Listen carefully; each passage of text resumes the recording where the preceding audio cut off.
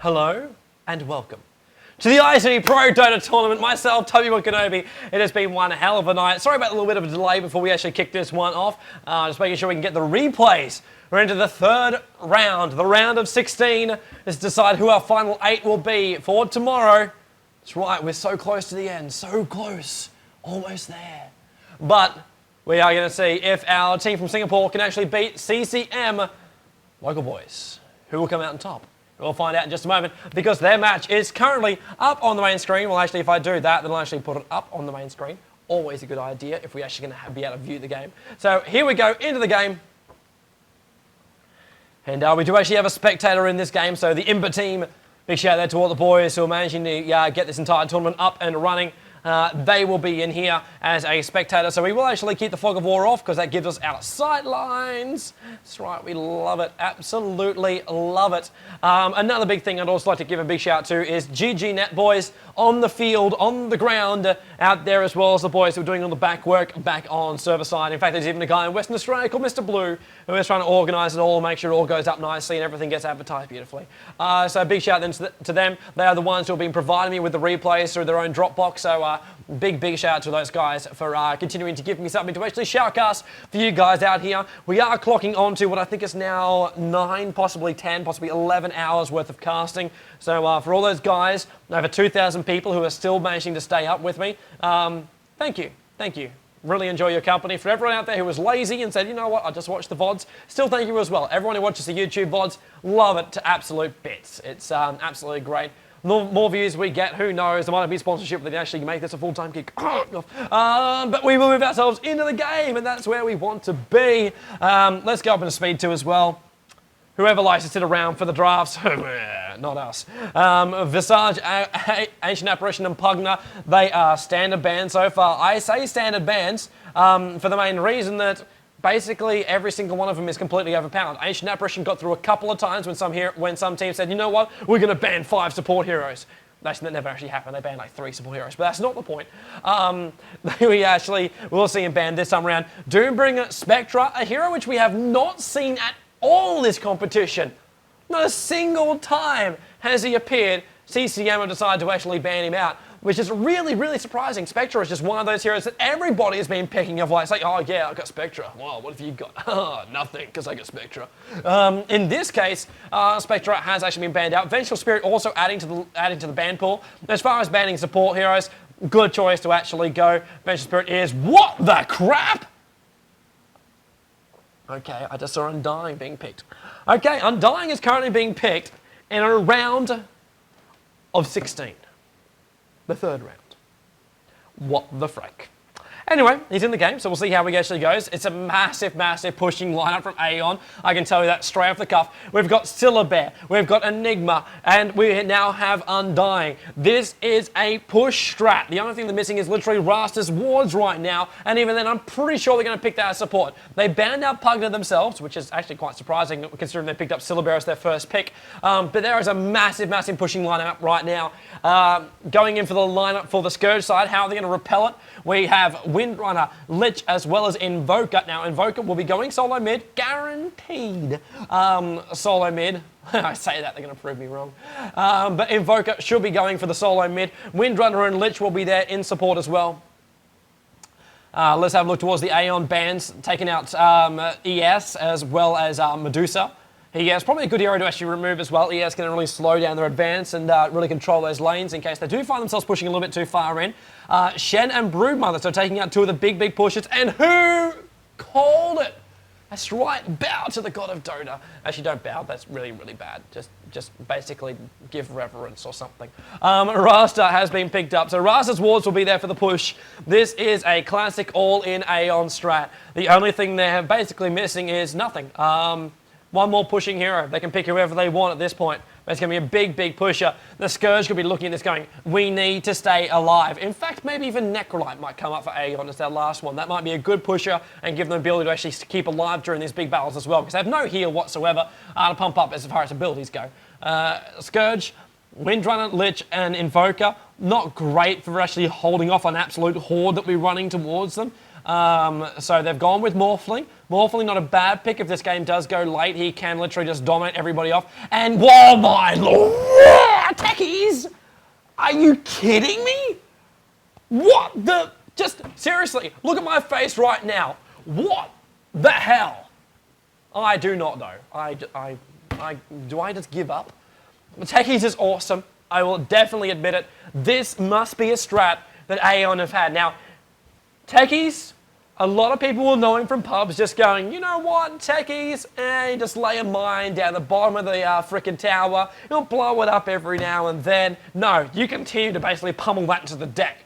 And that's what he's going to have to do as well. Techies is not going to be this little cheapy guy. I'm going to leave wards, I'm going to leave mines on the side, try and move yourself around this one. I don't think it's going to be like that. This is going to be full-on aggression. Every single mine is going to be at the base of a tower. This is going to let them bring down the tier 1 towers. And the Scourge, I actually have to say right now, CCM have to batten down the hatches. It is the only way they'll get through this. They must try and hold on, keep on top of the CS scores, and keep aggression going with them. Aeon will not be going for ganking style. That's not how this actually works. The only one who can gank is literally a Sui Techies, and they're not going to go that type of build. CCM have got to keep the hatches down, lock in hard, keep that health up. Necrolite, I think, is the only other person which I'd like to see up in the lineup right now, but even then, you can't really do it. They've gone Venomancer. Oh, you couldn't have picked better. As, whoa, hang on, let's not just hit that button to make the screen actually completely minimize. Whoa, yeah, we're back again. Sorry about that, boys. But, oh my lord, just Techies is in the lineup, already TP'd towards top, and I'm wrong. 5 Clarity Potions. He's going to be a cheap lame ass on the side. Popping down the Goblin Mines, instant Clarity Potion. They want a trap. They want, obviously, this is their main area. Take out the tier 1, tier 2 or the next one. And then we should be heading top. Dirge is already on the way. There's Enigma. The big glowing bracelets. He is not a free genie. He's literally imprisoned. It's like everyone's seen Aladdin. You know what I'm talking about. So more than likely Enigma will not really be a lane pusher at this point. He'll be more of a farmer around here and then use the conversions to push up to the tier 1 tower. That's the way this battle's going to go. Mid lane, Invoker is already there. Who have we got? Rasta, soloing at the mid. He'll get his wards up very, very fast. So when he wants to push, he can do that. And the standard Syllabare solo on the bottom. Nothing's really unconventional about that. What's unconventional is the fact the entire lineup is a massive pushing lineup. And Keydone is currently in the hands of Goblin Techies. Or Goblin Techies in the hand of Keydone. Actually, what do I say Keydone? They're all freaking Keydone. They're in the hands of L. C's up there on the, I really hate their names, the way they've done it. It's just to fit their sponsors in, I think. C is there for Dirge. J is the Enigma. Middle lane, we have Z. Down towards the bottom lane, we have X playing a Syllabare. Scourge lineup already, the Syllabare's bare. Pull it back, dude. Pull it back. It's almost dead. Come on. Dude. Bear goes down. Not what they wanted early on, but that's what they get. Morphling, Venomancer, and Lich. Depending on how aggressive Venomancer wants to be, they might be able to keep on top of this one. Invoker and Rasta lane. Interested to see how aggressive Invoker wants to be. And there's your answer straight away, right to the edge of the ridge, and just push yourself through. Enigma, not using this little area for conversions. There's a lot of mines down here, so the Scourge might just avoid that for the moment and just push this tower out. 3 heroes up here. Techies, if he gets in range, can drop down a mine. Bottom ping goes off. Syllabare's going to be having a hard time. He already knew this. Lich is coming towards the middle lane. They want to get the gank off. There'll be a Frost to come.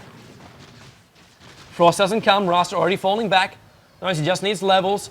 The main doing team is up there on the top lane. Got to keep that harassment on Windrunner. Enigma, Clarity Potions have popped off. Got to throw down a couple of wars to make sure they don't really see a lot of pressure coming down towards them. Windrunner with no tri-lane on the top. This is not probably what Aeon wanted, but they'll make the most of it as they'll just start to just steal the Scourge neutrals. Wow, already Rasta. Look how far Invoker's pushed back. Frost goes off once again, keeping him a long, long way back. If they come in range of that tier 2 tower, this is really, really going to hurt. But they don't. This creep wave just starts to damage them off, and they will have to fall themselves back. Venomancer, Morphling. This is that free farm, uncontested farm I was talking about. Salve tried to go off from Syllabare. X didn't have enough time. Gotta try and make sure he stays on top of that positioning. With Venomancer coming from the side, he'll always harass you down. Venomancer, one of those great early aggressors, I can literally say. Through that poison which comes through. Slows you down. Does a little bit of extra damage over time. Wow, so many clarity, so many consumables being used on the top lane at the moment. No one's walked up into those mines from Techies. Really not expecting this to be the way he was going to play. They need to push this wave back and into that tower. Drop the mine at the tower, bring the tower's HP down. That's the best way you can do it. In fact, that's exactly what he's going to do. There's the tower at the mine at the foot of the tower. Watch the damage being done. Look at that burst damage. They'll bring down Windrunner now down. First blood actually going through. Rasta came up towards the top lane. Didn't need to. That was the suicide ability from Takis, which I was not really expecting him to actually have, which manages to get the kill. Gives him the first blood, gives him a little bit more money. Not exactly what he wanted to actually have. Syllabear goes down the bottom lane. Lich coming in from the side. When you're going up against a tri-lane like this one, literally the only way Syllabear will not actually die is if he sits there with his bear doing all the hard work for him. Ring of Basilius for the top lane, so mana for everybody. No clarities left on top of Enigma. I'm guessing Tekis is going to be bringing some up for the team. He's got 2 on top of him. They'll instantly, I think, be transferred over to Enigma. So he can keep this pressure on, even though they do have that consistent mana regen up now. It's still not enough. At this point, I would have actually expected a tower to be down with this big pushing lineup. They need more map control. We are only 3 minutes into this game, and that's what I want to see from Techies. Get yourself to the front lines. Harass that Windrunner back. Don't let it get close enough for the denies. You need all those levels. Techies needs to be level 3. Get that level 2 mine, and then it can do a lot of damage. Soul Rip pushing Windrunner back. Healing Salve going off. Venomancer keeping the pressure on the bottom lane. Very easy to do, and Morphling is having a great old time just free farming whatever he possibly wants. Windrunner forced back again. Conversions are there to help attack the tower. They've got to attack the tower and not actually attack Windrunner. Techie still not deciding to actually drop the mine on the tower. Interesting thing to actually see. Maybe just waiting for a bit more of a creep wave to actually come up. They do have the glaive thrower there, so it would have done a lot more damage to that tower. Once that tier 1 tower is down, Windrunner can't do anything. That neutral, it's literally belonging to the Sentinel. We'll just see Enigma set up a camp around there, just keep the farm going, and then keep the pressure on that on the tier 2 tower once the tier 1 goes down. Techies straight in, mine goes down, he's got to exploit himself. Does so as well. Damages off the creep wave a little bit. Just wanted to do nothing but deny Windrunner just then. Damaged off the tower. L going suicidal to get this achieved. Venomancer holding that creep wave back. Tier 1 tower can now be pushed down. Syllabear's got to do something about that. He can't just sit back and let this happen. You've got to try and keep some form of control on this bottom lane, even though you are going up against a tri-lane. You've got to try and keep some form of control. That's what makes the tri-lane so hard. And it's what makes heroes like Syllabear and players who actually play Syllabear just that little bit more challenging, I should say, as opposed to all the other heroes would actually play around, because it's a lot more pressure on you. Your positioning has to be right. You can't leave those openings. Syllabear actually just moving his bear around, trying to scout out the Venomancer, and X will die again down here on the bottom lane. Morphling will actually get the last hit. That's what they want to leave it to. That's what that does actually happen. Top lane, chasing the Windrunner in. Will actually die up here on the top. Dirge was a little bit too close to that tower as well. Managed to actually live through it. Techi's still alive as well. They're pulling the creep wave back, so might just damage off this creep wave, just finish it off, and then Techies is probably 1 mine away from finishing off that tower. Glimp does pop off. Techies the second that finishes. Yep, there's that mine. Tower just poofs into oblivion. Actually, no, the tower dies before the mine even goes off. Oh, Techies going to be so robbed.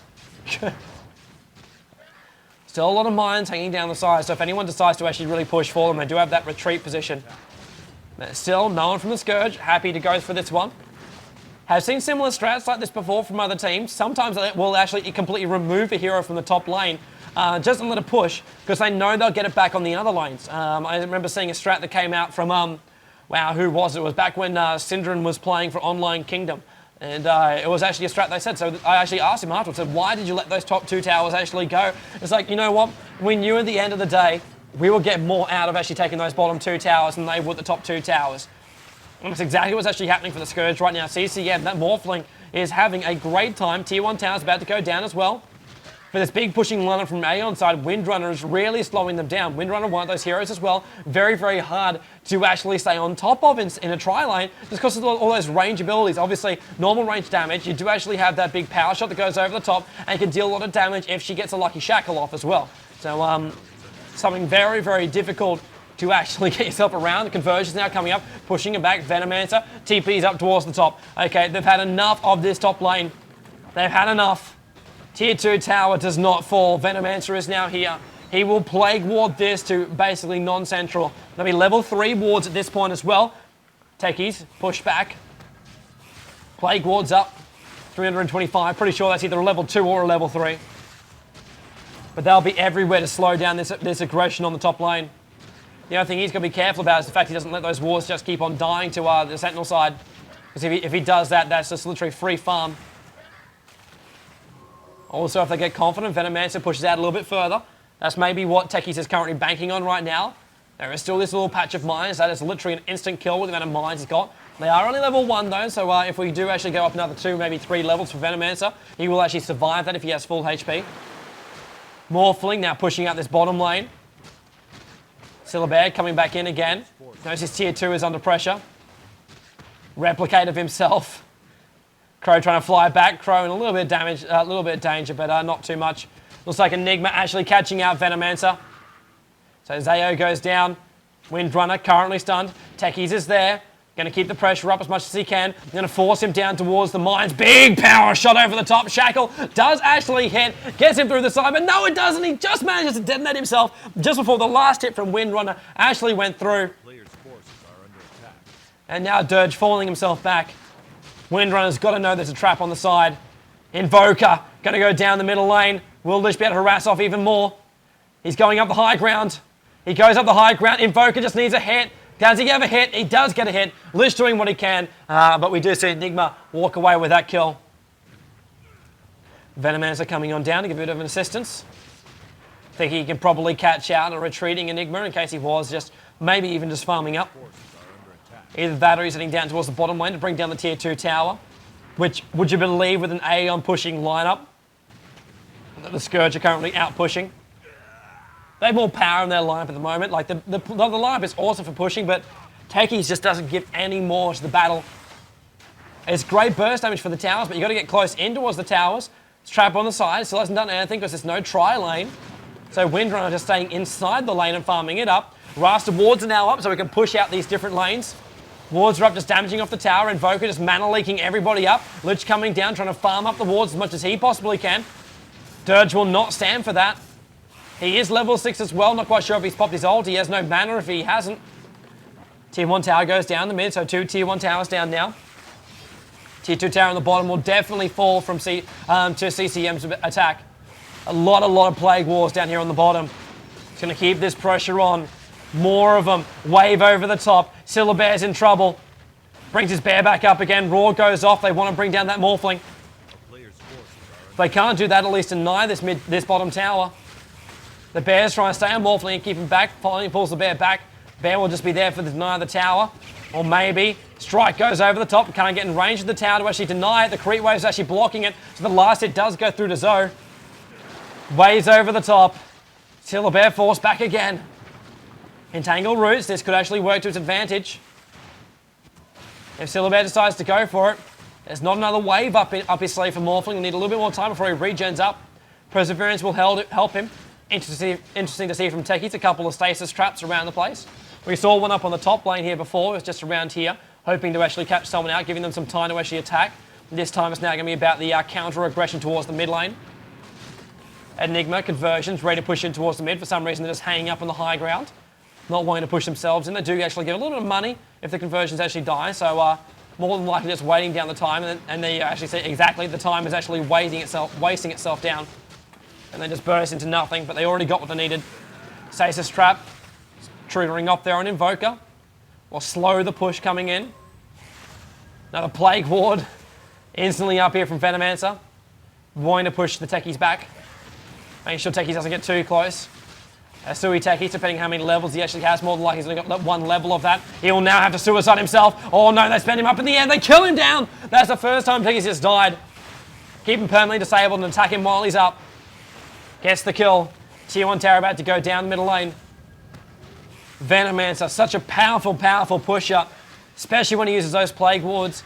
He can focus fire on heroes, or he can get those Plague Wards down. And one hero, I can literally say, it comes down to Venomancer, has managed to actually hold off the onslaught from the tier 2 towers. The bigger point I want to put out right now is the fact what Windrunner actually did on the top lane. Kept farming, kept the tower off and allowed Morphling that time to actually go on the bottom, giving the Sentinel enough hope that they can actually push it out as far as they want to. But Morphling is getting stronger and stronger in that bottom lane. Now Enigma and Techies are down there to give a bit of a hand.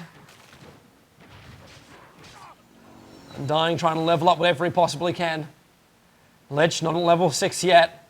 We all remember what happened last game. If Lich gets to level 6, then we're going to be in a lot of trouble if they find themselves away from the creep wave. Another stasis trap going down just in case anyone decides to get a little bit more cocky on the mid.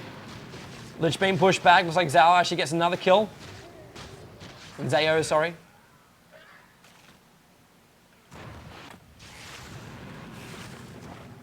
So CCM, another one on the sideline. Coming back in towards that middle lane, Techies. He's got to set up traps elsewhere now. Even if it's just small mines, keep that little vision on in case someone walks around. Problem is he can only have a certain amount of mines, 15 mines on the map at one time. If he exceeds that, then the mines start to disappear in order of Velatum. Venomancer pushing out this top lane now. Tier 1 tower should actually go down once Venomancer set his mind on this. Nothing but Plague Wards. Is that a buckler? It's just a buckler. It's not a complete mech. Going off on the top lane. Dirge comes down. He does still have his tombstone as well, which surprisingly enough actually hasn't featured in this game just yet. He hasn't actually been used for his pushing power, which is the tombstone. It literally wipes out basically any creep wave around it. Instead, they've decided not to actually use it. Dirge falling himself back from the top lane. The Jangoed Invoker is up. Shackle goes on top. Dirge is in trouble. Will already be dead before he has time to pop off his ulti. Enigma came in a little bit too close as well, taking a lot of damage, and the string is already out, and Venomancer pops the ulti. Going to do two things. One, kill Enigma. Power Shot will also finish him off. But two, demolish off this creep wave. They all cop that completely, and that is 2 extra kills going off. And Techies manages to actually kill himself. Rasa dropped the wards in defensive mode. He was going for the ward trap, didn't actually quite pull it off, and now those wards back on cooldown. No mana as well for him. Tier 1 tower gone. They can keep this pressure on, and CCM will be able to take this battle. Lich getting whatever farm he can in the mid. He is up to level 6 now too. So keep your eyes open for his ulti when the next team fight actually happens. Push towards top. Venomancer drops the wards. Buckler popping off again. Doesn't seem like much, but +5 armor does help everybody on that front line, especially if it helps the creep wave. Wards will be enough. Interesting to see a gem has actually come down for Venomancer right now. TP support coming back. Venomancer, knowing he's low on HP, does not want to lose this one. Dirge, instant only the second he comes out. Instant death the second he comes out as well. He didn't do anything with that TP. They were ready for him. They got the stuns. They had the damage, and now Lich is coming towards the top lane. They know Enigma's gone inside the trees. Can they manage to actually get down to him? Stasis traps just around the corners. Harder to actually trigger when they go down that way. It will actually require DDC to actually chase Techies down. Mines off on the side. Venomancer wards, making trouble for Enigma. Still Mines trying to hold the wave back. Tier 2 tower will go down. Glimp has popped off, but it's not going to be enough. Enigma's managed to get himself back out of those trees. Nothing like a TP. But now Sentinel will rotate towards the Tier 2 tower where the creep wave is already there. Pro lineup, which was not meant to be pushing. Venomancer has literally turned this around. So Venomancer keeping the pressure on. If we go past 25 minutes, this is beyond Aeon's contention. Their lineup was meant to do a lot more damage early on than this. To still see a Tier 1 tower standing. There's a tombstone for the first time. A level 4 tombstone. So he has been leveling it up. For the first time he has to drop it is in defense. Amazing. Absolutely amazing pressure here from CCM. Aeon, they will have no answer to this one. That's what happens when you go risky strats, especially in a best of 1 competition. We don't hit a best of 3 until we actually get to the grand final. And then, and only then is it a best of 3. Single elimination is what we're playing. It's the way the ICT Pro DOTA tournament was actually created.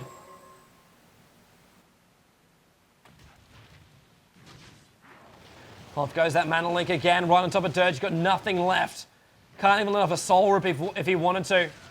As Invoker just harasses him, and then Force Staff pushes himself back. Venomancer coming back on down again. Well, they want that mid lane. Techie setting up traps on the high ground. Just in case they find somebody, they will find Venomancer. Venomancer finds him. Venomancer now coming down. Viper Strike over the top. Windrunner sets off the trap. Exactly what they wanted. If they can hold that stun for long enough, yes, they do have enough damage with the power shot. PDC gets the last hit there on L. And Aeon having a lot of trouble right now holding on to their position. Could they be out in the third round? Or is there some sort of miracle that can bring them back from this?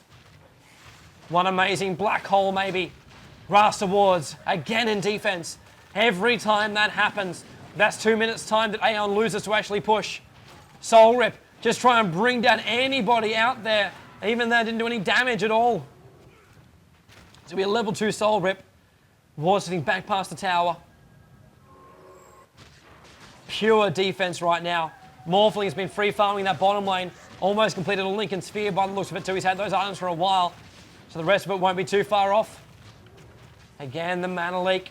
Trying to catch off one. Doesn't catch off anyone by the looks of it. Everyone's still with pretty good mana for the Sentinel side. Windrunner's coming a little bit too close. Clicking auto attack on one of the heroes to the tower. Decided to actually attack him. Once again doing it. Dirge's ulti now popping off. Only level 1, so we'll actually do that little bit of a DK around the area. Replicate from Morphling now in the middle lane. Just attacking the tier 2 tower. Let everyone else take the damage while the tier 2 tower takes the fall. This will be the last tower outside the main base for Aeon. It has gone down. Wave underneath. Dirge will die. More stuns coming through. Big black hole. Not going to be enough. Venomancer pops his ulti during it. Enigma is dying while he's currently channeling his own spell. And the entire Scourge team is still sitting at full HP. That's because of the mech on Windrunner. Everyone gets a buff. TP towards top. Morphlings up there to take care of it. A player's forces are under attack. And now the Sentinels start the Scourge side following themselves back. CCM happy with that push. 19 minutes into this game and they control the entire map bar the top lane. Everything is working for them. We'll to see how impressive their warding actually gets to. Couple of mines just popping off randomly. Techies can actually use his ultimate, his kegs, as wards as well. With that Venomancer jam on top of him though, very hard to actually get any sort of surprise on the Scourge team. They instantly see where the kegs are, they can attack him before it unless they're stuck on the high ground. These mines here, no, see him instantly. Unless they just don't see him, unless they actually see him, just don't respond in time. Lincoln's 19 minutes on top of Morphling, exactly where he wants to be. And there goes Roshan. Venomancer gets to take that one. Wise choice as well, especially considering he's actually holding the gem. Windrunner with a mech, Ring of Basilius, Phase Boots. There's mana leaking out the Lone Druid. Down to 0. Invoker still keeping the pressure on. Bear pull back again. Mass amounts of speed just coming out. Extra damage as well coming out from that Oblivion Staff. 10% attack speed plus the 15 damage. Doesn't seem like much, but at this point in the game it definitely is. Venomancer ready to push out the middle lane. This will be the push to try and bring down the mid racks. Should be able to do it as well. What have we got in store for us for Techies? Absolutely nothing. I think he's literally just given up on that point now. Ready to push in on the front lines. 4 heroes from the Scourge. 5th one is currently missing. That's because Morphling is currently on the bottom lane. So he will miss out in this fight, or at least this pressure. Just planting all the wars down, forcing Sentinel to come outside the main base. Scourge don't want to go in unless they have to. They prefer the Sentinel just sit inside their base, get no farm. Morphling's getting uncontested farm once again. They're on the bottom lane. Top lane just pushing itself in. At the moment, there is not the only standard income is 1 gold per second, which is the standard income as far as Dota actually goes. Scourge, they're still getting money. They're still doing damage. They're still keeping pressure on the middle. Morphling's free farming more than any other hero. In fact, the entire Sentinel team is not getting as much money as Morphling is currently getting right now. It's pushing out that bottom lane. Plague wards are currently down. Kegs, mines, whatever they've got, they're there. Venomancer taking care of them before they even get close to it. Ice Wall comes up from Invoker in case Rasta wants to push it. They're just damaging from down the low ground. A little bit harder to do that considering you do actually have that missed chance. But Morphling is now through on the bottom. Wards from Rasta. They saved him for this occasion. This one I wouldn't be surprised if CCM actually rotate back up again. But they're not. They're going in. Morphling is waving himself in over the top after everyone was mana leaked on the back end. Venomancer comes in. Ulti goes off. He's not down just yet. Mech pops off, giving everyone a little bit more life. They bring down the Tombstone. Aegis Immortal's actually popped off now on top of the Venomancer. So he will respawn himself back up in the middle of the black hole from Enigma. But Jay dies instantly the second the Scourge come back up again. Not a single Scourge hero has gone down. K's popping off. Morphling forced to wave himself back a little bit further. Sentinel have 3 heroes on the sidelines. All 5 heroes for CCM still up. Mid lane is pushing itself right now. Stasis traps will slow them down. Limp will slow them down even more. Giving time, though, for Venomancer to drop down even more wards. More Plague Wars. The fastest creep wave's going to go down as well as these towers. And there goes your melee Rax. Focusing it down. Creep wave decides the range Rax is better because it was closer. Lazy bastards. Now going to go for the range Rax, gets the complete Rax, and the fallback will come from CCM. Morphling goes up towards the top lane where Syllabear was farming up. Takes out the creep wave very, very easily. Bottom Rax is now gone. Over the top again. Lich is thinking about his ulti. Haven't seen him pop off just yet. Invoker, force pushing himself back out of the mix. Still getting mini-stunned there by Enigma. He kept the vision enough. Windrunner now comes down, shackle shot on top of the Lone Druid. Not talking about his bear. His bear comes up and gives a little bit of harassment to Windrunner. Invoker though just keeping the pressure on this bottom lane. They don't want the lanes getting slightly an advantage of Aeon. That means when they're about to push the mid in about 2 minutes time when the Super Seismic creeps actually arrive. In fact, they're already here. Stuff the 2 minutes. It's happening now. Super Seismic creeps are going to hold that bottom lane. CCM will now force Aeon in towards the mid lane. While Morphling is pushing out the top lane. Once again, a 4-hero pronged attack. By the time they get themselves in as well, Morphling will be on the top lane, pushing it through. So the same play once again. Pressure the mid, push the opposite lane, then rotate. Bear coming out a little bit too far. Taking a lot of damage. It is worth gold if it goes down. Spinning up in the air now. Bear's going to be pulled back. It is pulled back. L actually going down, so CCM actually able to get 1 kill there on Techies. So things are looking good for them already. Techies unable to deny himself. Morphling almost arrived on top. Super Seismic creeps are actually being held off by the conversions on the bottom lane, but now they pop into Oblivion. And now the push has come too. Soma's down the mid. Rasta wards as well. This is where CCM does not want to push in just yet. Bide their time. Wards will die. Tombstone will die. And then they can push themselves in. They have got themselves a beautiful window of opportunity. Morphling, I'm hoping he actually replicated himself. Yes, he did. He is there as a Venomancer. So TP's back to base. He wants full mana, full life, and he's got an Ethereal Blade. Ethereal Blade, in he comes, 1 big blast. Rasta's dead, didn't really need to kill him. Would have been better to bring down Enigma at this point, but it doesn't really matter because they're going to keep this pressure on the middle lane. More damage coming towards that bear. Morphling has enough mana for another shot. Cool down the Blaze, going to be a little bit more though. Dirge, cops the Venomancer ulti. Off we go, waveform over the top, doing it the old-fashioned way though. Mech fires off, everyone gets a little bit of an armor buff as well as a little bit more heal. On top of the continuous heal they're getting. Bottom Rax, it's gone as I said before, but now the wave is pushing itself through. Techie's trying to hold the lines, but they're still got that Venomancer ward on top. The Geometry side, and that is why you do not face a Morphling with an Ethereal Blade.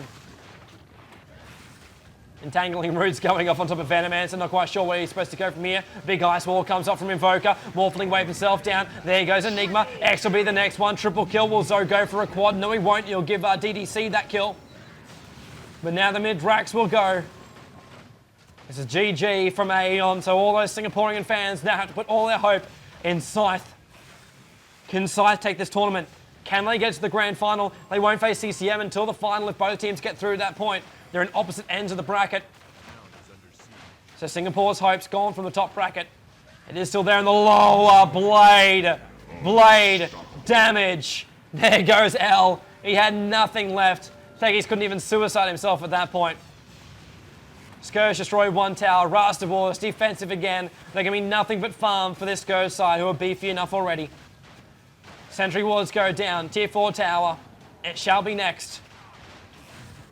There it goes, 4-staff push into the mix here. Enigma decides to black hole while he's in the neighborhood. Does die off, 1 kill, 2 kills go through, and that's actually 4 heroes on the sideline here for the Sentinel side. 1 respawns, it is Techie, he's only level 8, so he's taking a crap load of damage there from Invoker.